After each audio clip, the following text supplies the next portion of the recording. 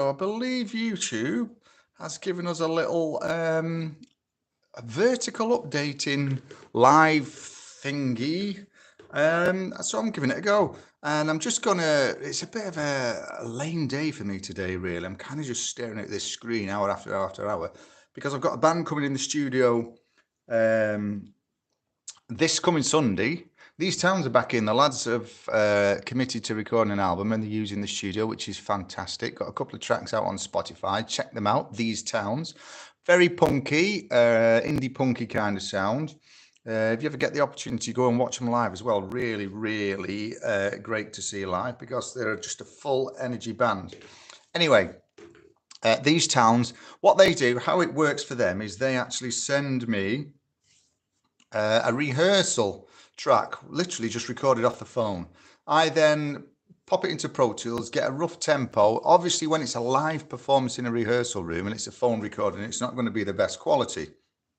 So how I go about it, I then import it into Pro Tools, get a rough part of the track, which is pretty consistent timing wise.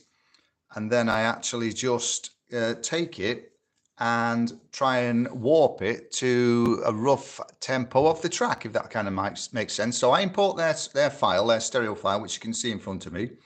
And then from there, I put it into Elastic Audio. I've got a rough tempo speed of the track, which is 174 beats per minute, this track. And then I actually lock it to the grid by using the Elastic Audio and warping markers to make sure everything kind of stays every few beats, every few bars, lock it to the grid so that the band then have got something that's tight for them to play along to when they come in on Sunday morning. So how I do this is, if you can listen, and obviously the track is just a poor quality file that's been sent across via WhatsApp from the rehearsal. They just stick the phone up in the room and play the songs, capture the ideas, and then we bring them in to the studio, like I say, and we develop the songs and we put the drums on and we do everything that needs to be done, and out pops an album. So it's quite a good way for these lads to work, and quite a lot of people do it this way.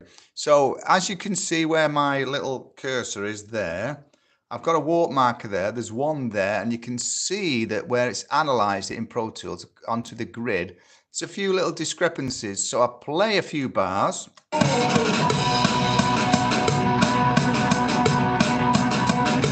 And then when I get maybe a downbeat or something like that, like there, I'll put another marker on and just make sure it's locked on. It kind of, obviously everything's going to fluctuate ever so slightly. There's another one there. I'm looking for sort of downbeats that kind of glue the track together. There's there on that snare, it's just drifting off a little tiny bit. And it's a boring job. Everybody thinks when you're in a full-time pro studio, you're kind of dealing with Adele and the Foo Fighters all day long. Oh, how I wish it was like that. You're actually dealing with bands who are trying to break it, trying to get into the scene, all this kind of stuff. And you're doing all their labor, all their sort of leg work and getting everything ready for a session. So that's how I'm doing this. I'll just show you again. There's one a little bit off. So as you can see, that's literally just a few beats. And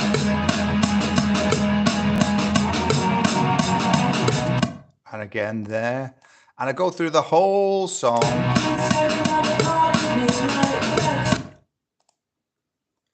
Just lining everything up. If I'm unsure, I'll literally just go back a little bit like I have on this marker here, this next section from this one to this one. And I literally just give it a go.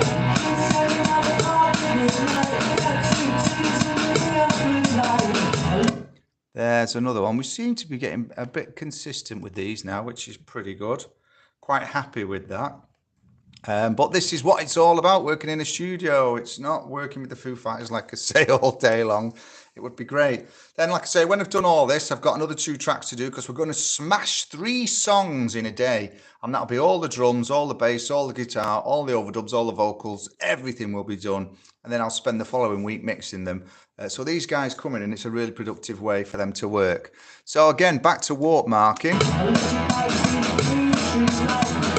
See how it's drifted out. If you look at this one there, you can see where the grid is. I'll just pull that back where I think it should be, and then I'll play that section again, and hopefully we're a bit more on the grid.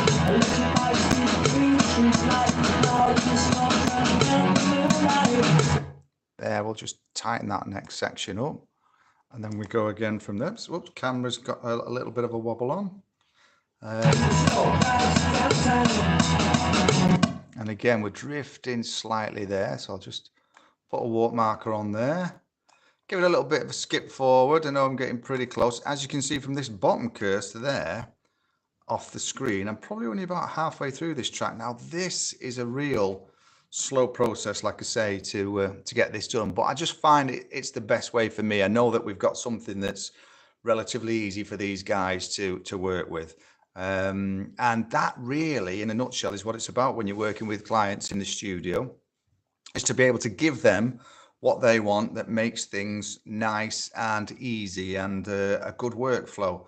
You know, so you kind of learn about public relations quite quick in a studio, of keeping people happy, spinning plates, different caps that you wear, from engineers to producers to recordists to editors. And I kind of do a lot of the stuff all on the fly. So that by the time we get to the end of the recording session on the day, I'm probably about 60, 70% there where the track is, which means that the mix process becomes a lot easier. And it's just how I like to work. It just means that I think get everything as close as you can at source, and then you'll find that your mix just kind of falls into place. All this crap that you hear nowadays of people saying, fix it in the mix and all this, and you can EQ that out, or all this, you know, we'll pitch correct all these vocals. Like, you can do to a certain degree a lot of this stuff, but you're just creating an environment to work in that is absolutely soul destroying, because you're just staring at a screen, editing, and you lose that creative flow. I always think of things like EQ. Is it a creative EQ that I'm trying to put on? For an example, on a vocal, that would be, for me, a creative EQ would be something like a telephone voice effect, which you hear. Or is it a corrective EQ? Now, 90% of the decisions that we tend to make are corrective EQ decisions when we're working on songs and mixing projects. And the minimum amount of corrective EQ you can make on a mix, the better, because that tells you that your source that you're working with, your source files, your instruments, everything that's been tracked, the best that you can is in the ballpark, because you're not having to do much corrective work on it anyway. So I like to get everything done, then start to mix with all the edits done, all the pitch correct and all the timings, everything all in place. So for me, spending a couple of hours on a song like this creates that opportunity for a band to come in and play locked to a grid. And that's how, for me, it becomes very productive. I think that's a little bit of an insight into what I'm doing today in the studio. And I've got to be fairly honest with you, I'm going to be doing the same thing again tomorrow.